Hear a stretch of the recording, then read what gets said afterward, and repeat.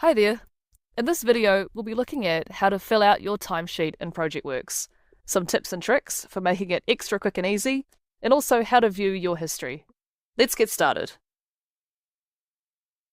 To open your timesheet, you can go to Time and This Week in the main navigation bar.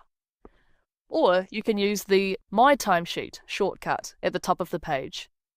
The current week opens by default. If this is your first time opening your timesheet, you might see a blank slate like this.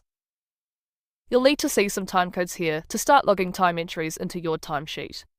You can click Show All Assigned Timecodes to check if your organisation has already assigned you some timecodes to get you started. You can pin timecodes to keep them appearing on your timesheet by clicking this pin icon. If you just want to see your pinned timecodes, you can untick Show All Assigned Timecodes. Can't see the timecode you need? Click Add Timecode, and you can use the drop-down menu to browse through projects and timecodes. You can also type a / into the drop-down search bar to look for timecodes directly by name. The projects and timecodes you are able to see is determined by how your level of access has been configured by your administrator. Now that we've got some timecodes, let's get started filling in our timesheet.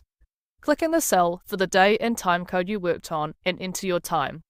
Type in the hours and minutes separated with a colon, or you can type in a decimalized quantity of hours, which will autocorrect to the right format. You can also enter time in minutes instead of hours. If you prefer this, you can opt in to this setting in your timesheet settings page. Your timesheet saves automatically as you go, so don't worry if you need to leave the timesheet screen and come back. You can see here my progress has been saved. You can add comments to your time entries by clicking the speech bubble. Type in your comment and either press the Enter key or click outside of the box to save it to your time entry.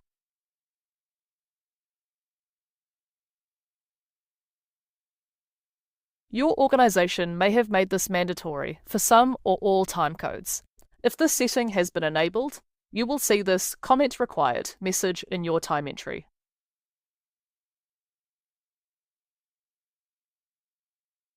We're looking at a weekly view right now, but you could shift this to day view. That's useful if you want to assign different comments to different time entries on the same timecode for the same day.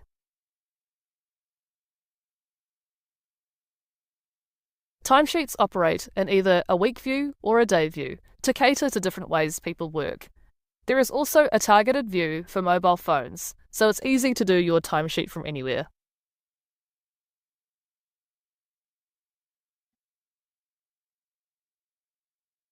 You can also use the copy, cut, and paste functions to duplicate time entries across your timesheet.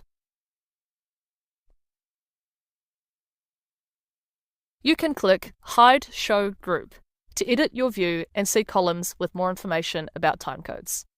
For example, show my remaining hours. This is useful for when you have been allocated a specific amount of hours for a timecode and seeing how many of those hours you have remaining. You may be contracted onto a timecode for a specific number of hours. This column will let you know exactly how much time you have left. If I add hours that exceeds the hours remaining, this will turn red, indicating that I am over time.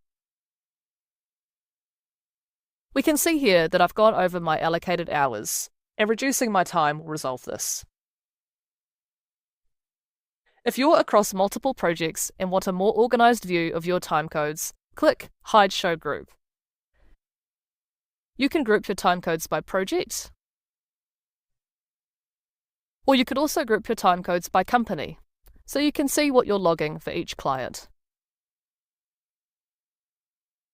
Here's some tips for filling out your timesheet lightning fast. Copy previous week. If your week this week has been the same as last week, you can save time by using Copy Previous Week.